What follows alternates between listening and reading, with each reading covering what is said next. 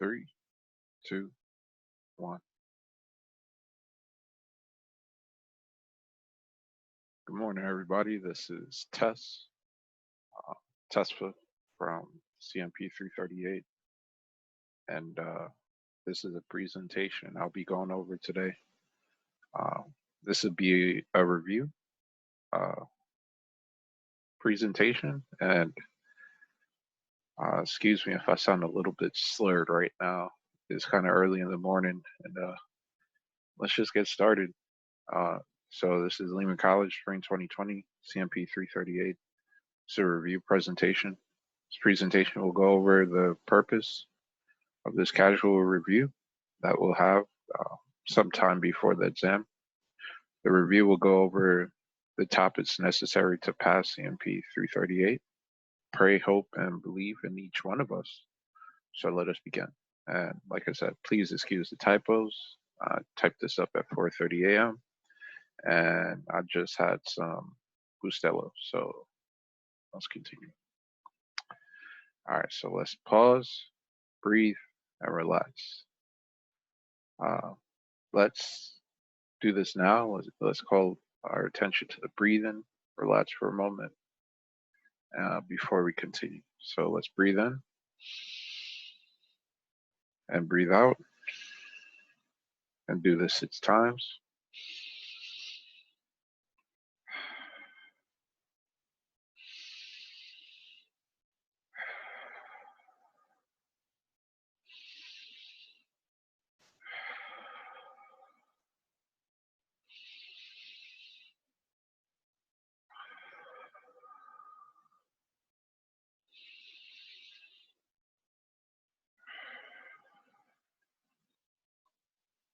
All right. Funny as that is, it actually does help if we do that. Breathe and relax. Allows oxygen into our brains, provides blood movement throughout the body. So just want you guys to just take a pause, take a breath, relax, and then let's continue on to the next slide. So why create a presentation for a casual review? Well, it's to be as organized as possible through the chaos that we're faced with right now. When you have rushing thoughts, it's best to write your ideas down and to present them to others when you are prepared to do so. My goal, I'm hoping that this presentation and review can promote camaraderie amongst our class and classmates. So I created the WhatsApp group to get everybody together to potentially collaborate. I hope that it's been successful so far to help you guys out in your studying. I put up a few different things that I'll go over in the next slide, and hopefully they've been helpful to you guys, but I hope that this presentation informs you as to who I am and like what you could expect, more than just the things that I've given to you guys. So the supplemental documents was the 5 documents / PDFs that I posted, which compiled the questions from every exam that I had previously and just put them all on one sheet. And then I also have the 14 exams that I gave to you guys. So it's not necessarily like 14 exams because there's part A's and part B's, but there's 14 different types of questions that were asked throughout an exam. Or I should say there was 14 different types of them. And the questions, they varied throughout the exam. Sometimes they were very similar. I'll go over to these in future videos, and that's going to be my goal, to like break down everything, see what's similar, and then move on from there so that we have a general direction. Why only look at the previous exams? I took this class in summer 2019, and I have a feeling that the professor will ask very similar questions to the ones on the supplements, on the test and on the final. The pattern that I recognize is if you are taking the test, look at the test documents, and if you are taking the final, look at the final documents. The professor often changes his teaching style due to students that may cheat and just to keep us on our toes. It was also expected that we were to look at the previous exams from his website from 2000 and 2001, answer those questions, and be prepared for the final and the test that way.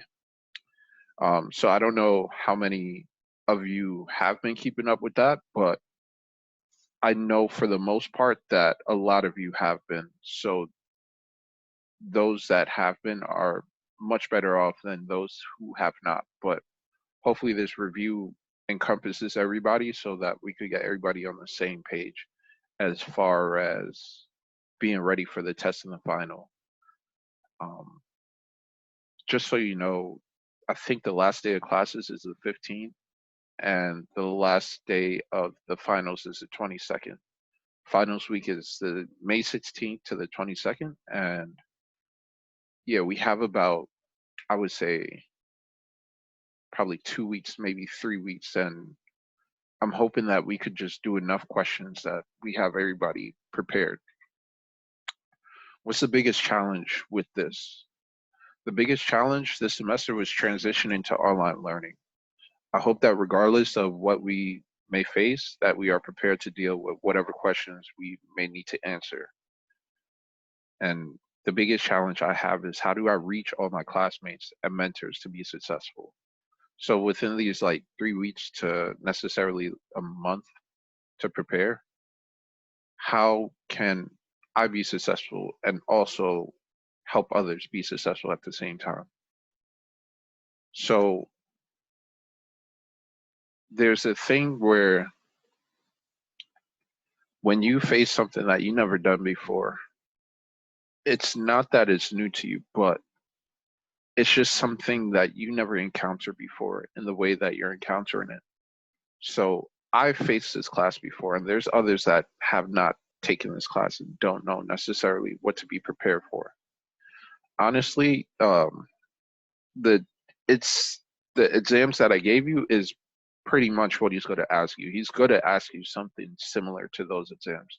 I'm not even joking with you. And the questions that he may ask will not be exactly the ones that I put on those supplements. They won't exactly be the same thing, but the topics and the ideas that he went over in class and the topics and ideas that are on those supplements will be the same as that topics and ideas that will be on the test. So how can I get you guys prepared for this? First off, I'm going to try my best.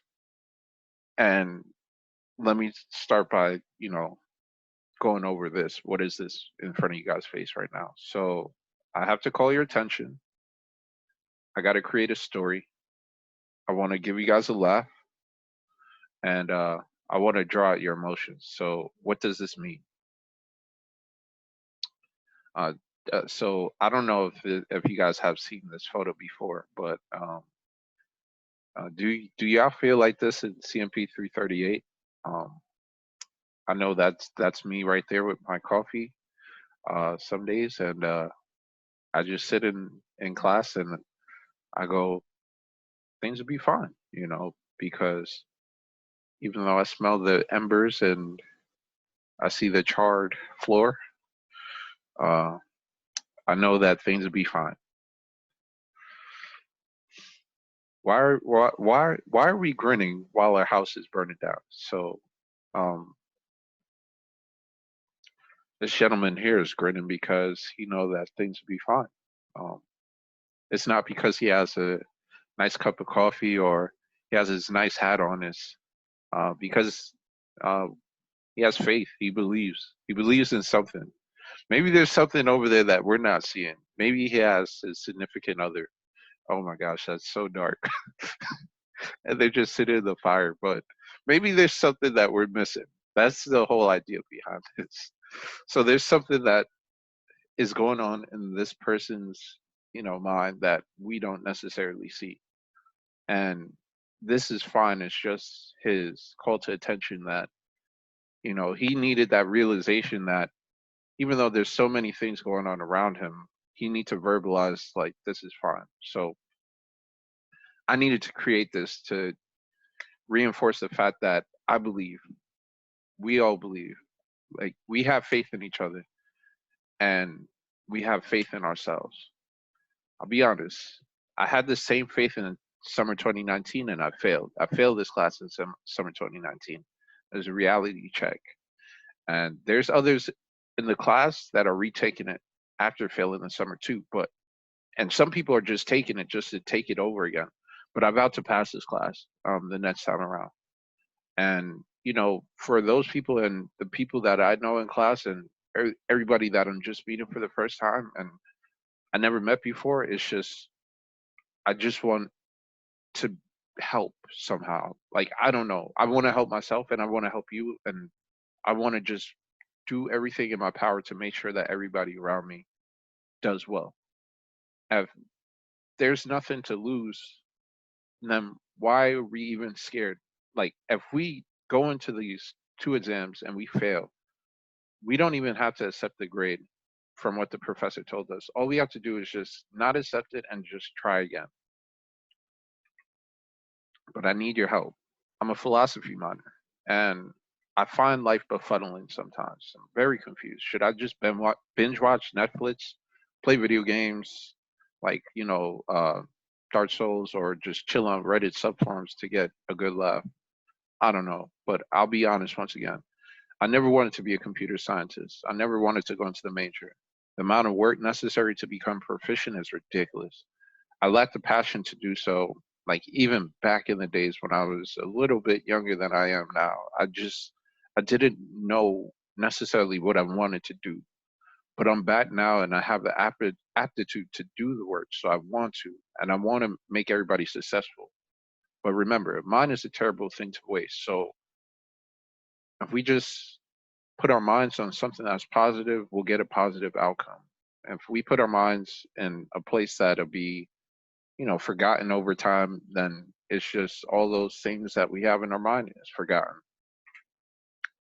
Can you keep me honest? So I love to help others, and that's my passion. To see someone smile, be joyous, or be taken aback by my work is always the best feeling. I want to pass. I want you to pass. I want us to succeed. So I'll do everything in my power to make sure that this happens. This is a time for us to come together and use our collective minds to overcome obstacles. The professor treats the class like us preparing for an interview. How about we use this time now to take this review and use it like preparing for a job? Let's collaborate, deliberate, listen, be honest, ask questions, say, do, communicate, work hard, and show the professor that we are ready to move on from this class. So I have more philosophy for you. So what does this have to do with the review? So I'm an information technologies, mathematics, and philosophy type of person. Like computer science has always been my biggest hurdle. I never had that like drive to do computer science. Nobody ever told me like, coding is like the next level. I always thought the next level was like, you know, being in the PC master race and like building like, a super fast $2,000 computer, and just gaming on it, you know what I'm saying? But necessarily I could work off a Raspberry Pi and do that for like $15-20 and create something where potentially I could land a job that's going to take me, even further than that PC would. So looking at the photo, which is the most logical solution to the issue of everyone enjoying the soccer or football match? So you have equality, equity, and justice. Equality on the far left is the assumption that everyone benefits from the same support. This is equal treatment. So you see that even though everybody's on the same playing field, they don't have the same view. You have equity where everyone gets the support they need. So everyone is treated equally. Uh, so this is affirmative action. So it's not necessarily equally, but everybody is treated on the same ground. Everybody is able to watch the match. Then you have justice, and it's taking both of those things, and no matter what, it's providing a viewpoint for everyone to see that the match is going on out there, but from where we're standing is that the playing field is in view to all of us. There's nobody without a view. There's nobody that cannot see, um, and that's justice. All three can see the game without supports or accommodations because the cause of the inequity was addressed. So justice is very hard to come by, and through equality and equity, we could get justice. So if we focus on those two things to produce justice, it comes out to be a clear winner that justice will always rule the day. So justice may be difficult but achievable. If we are caught cheating on an exam, what can potentially happen to us as students? We may be suspended, expelled. We may lose favor with our peers and teacher. Even worse, it may affect us emotionally, mentally, or physically. Justice is not doing what is right in the eyes of others, but doing what is right in your own eyes. I ask you now to think, if there is something I can do to help someone around me, what would it be? How will you be just? Whom will you be just to? What is my cause, and how will it produce justice for all? In conclusion, my plan is to answer as many questions from the supplemental sheet that I given to you as possible via Zoom recording as I am now and upload it to YouTube. I'll try to do it as fast as I can, as efficiently as I can, and using as many resources as I can. My call to action to you now is, could you possibly help answer the questions I cannot or do not know how to answer? So this, if you want to make your own recordings, by all means. If you want me to host it on YouTube, no problem. If you want to put it on YouTube yourself, no problem. If you want us to create like this giant playlist, no problem. Justice is, to me, is just like doing this and then helping out others around us. So like there's going to be more students behind us. So instead of having them having to search for this information, we just put it in one place and have it available to all. That's justice to me. This will allow for the greatest chance of success, which is collaboration. So the more people I know on campus and the more people I reach out to, is like the more comfortable I feel on campus. Like I don't want to be at graduation and just be by myself. And I know there's a lot of people graduating this semester and are nervous to go into the working world, but just to calm you guys down. Like even though there might not be a graduation right now, like there's always a chance for this after we get through these very worrisome times. So let's just focus on the task at hand and then move forward. So let's focus on this next test. So you in or you out? I will tackle our first questions as soon as I upload this video. So it's about 5:30 in the morning, and I have all these different questions. Just imagine, those are all the butts, and I have all these questions. If you guys just start taking butts, it's just that much more easy for us to carry the load. And with recording and things as they are now, it's just so much easier to do it on the computer. So thank you, everyone. And I'll see you on WhatsApp. Once again, my name is Tessa Greaves, and thank you guys for listening. Peace.